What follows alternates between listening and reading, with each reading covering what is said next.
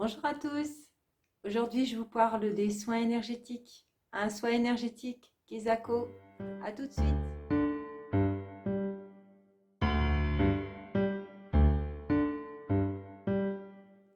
Alors, le soin énergétique, qu'est-ce que c'est? On commence à entendre beaucoup parler de ce type de soins, mais qu'est-ce que ça veut dire? Qu'est-ce que c'est? Comment ça se passe? Il y a beaucoup de zones d'ombre par rapport à ce type de soins. Donc, il est vrai qu'il y a différents types de soins énergétiques. Donc, moi, je vais simplement vous parler du type de soins que je pratique, mais qui est aussi pratiqué par beaucoup d'autres thérapeutes. Alors, le soin énergétique, qu'est-ce que c'est? Pourquoi on l'appelle énergétique? Déjà, par rapport à ça, je vais vous renvoyer aussi à la vidéo du Kesako l'énergie. Ça vous donnera une idée de quoi on parle. Et le principe du soin énergétique, c'est de dire, nous ne sommes pas que un corps physique. C'est-à-dire que dans le soin énergétique, on va aussi prendre en compte la dimension de l'énergie, c'est-à-dire de notre énergie vitale. C'est l'énergie qui fait que parfois on se sent fatigué, parfois on se sent bien, parfois on a beaucoup de dynamisme. Ce corps énergétique, si vous voulez, il est à la fois autour de nous et en nous. Donc, c'est un corps qui a la même forme que nous, ce corps énergétique, mais un petit peu plus grand. On va dire à 3-4 cm, 5 cm au-delà du corps, qui est lui-même aussi compris dans une bulle en forme d'œuf que l'on appelle notre aura astrale. En fait, notre aura astrale, c'est un peu notre corps d'énergie, dans le sens où dans cette aura, il y a tout ce que nous sommes. Il y a à la fois nos défauts, nos qualités, nos pulsions, nos désirs, enfin, tout un de choses, un tas de choses qui nous définissent dans notre personnalité. Ce qu'on aime faire, ce qu'on n'aime pas faire, les structures un peu mentales que l'on a qui sont parfois un peu rigides, nos croyances, tout ça c'est compris dans cet œuf qui est nous sur un plan plus subtil, c'est-à-dire qui n'est pas sur un plan physique. Nous, sur un plan physique, on voit notre corps, on voit notre visage, on voit la couleur de notre peau. Parfois on est plus pâle, parfois on est plus rouge. On voit la couleur de nos yeux, on voit notre forme, on voit différentes choses. Mais tout ça, et puis ça correspond aussi à notre état de santé. Est-ce que j'ai mal quelque part? Est-ce que émotionnellement je me sens bien? Est-ce que dans ma tête aussi je me sens bien? Donc le soin énergétique, il part de ce concept que nous avons un corps physique, mais nous avons aussi un corps énergétique. Et dans ce corps énergétique, il y a aussi toutes nos émotions, et il y a aussi toutes nos structures de pensée, toute notre psychologie qui fait que parfois nous pouvons être perturbés psychologiquement et que peut-être dans ce corps énergétique, il y a moyen d'interagir. Alors comment ça se passe, un soin énergétique? Alors ça se passe avec un thérapeute, bien sûr, et ce thérapeute, en fait, il a appris le travail qu'il est important de faire sur le plan énergétique déjà pour fluidifier et nettoyer l'énergie. Parce que dans ce corps d'énergie, il y a des choses qui circulent mal et qui font que nous avons des endroits où nous avons des ramassis d'énergie, on va dire sale, d'énergie de résidus de combustion, et des endroits où, à contrario, l'énergie ne circule pas suffisamment. Donc ça fait des trous et des bosses. Et ça, le thérapeute, il a la capacité, à l'aide de ses mains, de sentir dans le corps énergétique, c'est-à-dire au-delà de votre corps physique. Donc, il y a très peu de contact physique. Parfois, ça peut arriver de devoir toucher le corps physique pour activer certains points, mais c'est toujours très, très succinct. La plupart du temps, ça arrive très, très peu. Et donc le thérapeute, lui, va faire en sorte de d'évacuer les résidus d'énergie sale qui sont rassemblés à un endroit du corps et ramener de l'énergie propre là où il n'y a plus d'énergie, là où il y a des trous. Alors ces trous et ces bosses, en fait, font que dans notre corps physique, ça se répercute avec des symptômes. Alors ça peut être des douleurs physiques, ça peut être des troubles émotionnels ou ça peut être des perturbations psychologiques. Donc à chaque fois qu'on va interagir sur cette dimension énergétique, on va dire sur ce corps énergétique, on va avoir un retour sur le corps physique. Parce que le corps physique et le corps énergétique sont en lien. Ce corps dont je vous parlais, qui a la même forme que nous, ce qu'on appelle le corps éthérique, euh, c'est le moule de notre corps physique et c'est le lien entre le corps physique et le plan plus astral, cet œuf dont on parle et qui est notre personnalité, notre manière de nos comportements, notre manière de parler, notre manière d'agir, etc. Et si ce corps énergétique, ce plan énergétique est perturbé, ça va créer des perturbations dans le corps physique. Et si ce plan énergétique, il a des trous et des bosses, on va avoir des perturbations de cet ordre-là dans notre corps. C'est-à-dire, là où il y a des creux, on va manquer d'énergie et du coup, les organes qui se trouvent à cet endroit-là vont se trouver affaiblis. Dans l'autre sens, s'il y a trop d'énergie ou si l'énergie elle est pleine de toxines, on va engorger les organes qui sont à ce niveau-là. Donc le soin énergétique va déjà débarrasser le corps d'énergie, de fluidifier, si vous voulez, les trous et les bosses qui sont présents dans votre corps éthérique et qui perturbent le corps physique.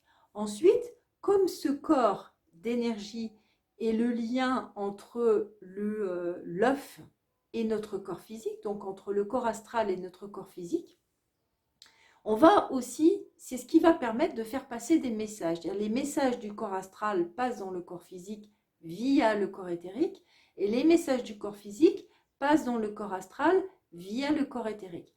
Donc ensuite, on va travailler sur le corps astral. Alors dans le corps astral, qu'est-ce qu'on va découvrir? Qu'est-ce que le thérapeute va découvrir? Il va peut-être trouver des choses qui sont plus émotionnelles, qui vont vous perturber au niveau, sur ce plan-là, sur le plan émotionnel.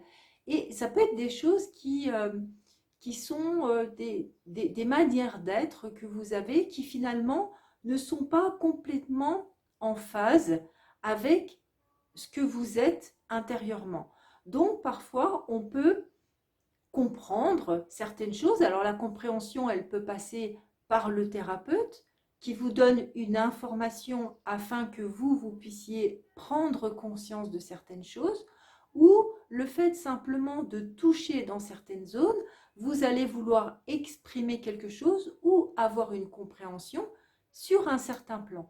Et ça va être libérateur parce que si on libère une énergie qui est coincée toujours dans ce plan astral, à ce moment-là, on va pouvoir envoyer une information qui va être plus juste au corps éthérique, qui va le répercuter sur le plan physique. Donc, les perturbations, les symptômes que vous pouvez avoir au niveau du plan physique vont être libérés progressivement et puis vous renvoyez à nouveau des informations qui sont plus justes. Et là, ça devient ce qu'on appelle le cercle vertueux qui va vous permettre progressivement de retrouver le principe en fait d'auto-guérison de votre corps. Quand vous vous faites une plaie, une fracture par exemple, faites une fracture du tibia. La fracture du tibia, elle va se résorber toute seule. La seule chose que on va vous faire, c'est qu'on va vous mettre un plâtre, histoire de ne pas continuer à bouger l'os qui est cassé. Mais globalement, la fracture, elle va se résorber toute seule. Alors, c'est valable pour tout, en fait. Donc, c'est ce principe-là qu'on cherche à remettre en place à partir du moment où il y a une tierce personne, comme le thérapeute, qui interagit pour libérer les toxines énergétiques et replacer de l'énergie plus fluide, plus propre et relancer la machinerie du corps. Alors, dans quel cas est-ce qu'on peut avoir recours aux soins énergétiques? J'ai envie de dire dans la plupart des cas, quel que soit le cas, qu'est-ce que soit ce que vous rencontrez. Ça peut être une douleur physique, des douleurs récurrentes comme le dos, ça peut être une petite douleur, on s'est froissé quelque chose au niveau de la nuque, on a des maux de tête, des choses comme ça. Voilà, en fluidifiant l'énergie, on va résorber les douleurs physiques. Ça peut être des désordres d'un point de vue émotionnel ou psychologique. Tout ce qui va être problématique de dépression, d'insomnie, de faiblesse aussi, de manque de vitalité, de choses comme ça, tout est pris en compte. Euh, on a toujours une procédure, je dirais, pour aller travailler sur certaines choses. À comprendre que le thérapeute n'est pas là pour réaliser des miracles. Le thérapeute est là pour libérer de l'énergie toxine qui vous crée, toxique par exemple, pardon, qui vous crée des symptômes physiques ou émotionnels ou psychologiques et dont vous sentez bien que là aujourd'hui vous avez besoin de vous en séparer parce que c'est plus le lieu ou c'est plus le moment de les vivre comme ça. Vous êtes saturé. En fait, à un moment, c'est bon, on sent que on a vécu avec certaines choses, mais il est temps pour nous de passer à autre chose. Voilà. Donc, moi, je vous encourage à finalement à penser le soin énergétique en vous disant que peut-être on n'est pas que dans un symptôme physique. C'est vrai que euh, chez nous, on a tendance à réduire, j'ai envie de dire, les problématiques à des symptômes physiques, mais il y a toujours une autre dimension derrière. C'est-à-dire que effectivement, il y a un symptôme physique qu'il faut prendre en compte, mais il est important de prendre en compte derrière les symptômes émotionnels ou psychologiques, toute la dimension de votre vie, ce que vous avez vécu, ce que vous vivez actuellement, parce que tout ça, c'est toujours en lien. Voilà. Donc, pour la pratique des soins, je dirais que, en général, ce sont des séances qui durent 1 heure et demie. Ça va vraiment dépendre de ce qui se passe. Et par rapport à, souvent la question, c'est combien de fois est-ce qu'il faut faire un soin énergétique? Alors ça, c'est extrêmement difficile de répondre à cette question parce que il y a deux choses qui sont en jeu, à la fois la réceptivité de la personne qui vient consulter et aussi, depuis combien de temps est-ce que vous souffrez de tout ça? Parce que plus les choses sont ancrées, plus l'énergie qui est liée à cette problématique est importante et plus la démarche va être, alors je dirais pas longue, mais ça va dépendre comment la personne qui vient consulter va prendre ces choses et va la traiter. Voilà. C'est vraiment un travail qui se fait en collaboration avec le thérapeute. Euh, pour ce qui me concerne, moi, j'aime donner des outils à la personne pour qu'elle puisse travailler chez elle, qu'elle puisse aller vers justement l'écoute de ce qui se passe dans son corps. Je l'encourage aussi parfois à pratiquer certaines petites choses. Il y a vraiment un travail complet qui se met en place parce que je pense qu'il est important que ce soit une collaboration et non pas le thérapeute qui soigne. Et il faut que la personne, pour réactiver l'auto-guérison de son soin, elle est aussi partie prenante dans le processus de guérison. Voilà. En tout cas, je vous remercie beaucoup d'avoir écouté cette vidéo jusqu'au bout. Pour ceux qui ne me connaissent pas, je m'appelle Nathalie Moitessier-Favaro. Je suis enseignante de yoga et je pratique les soins énergétiques. Je suis dans la région du Grand Est il est possible de me contacter aussi. On peut voir certaines choses aussi en visio. Donc, n'hésitez pas si vous avez des questions, si vous avez besoin de renseignements.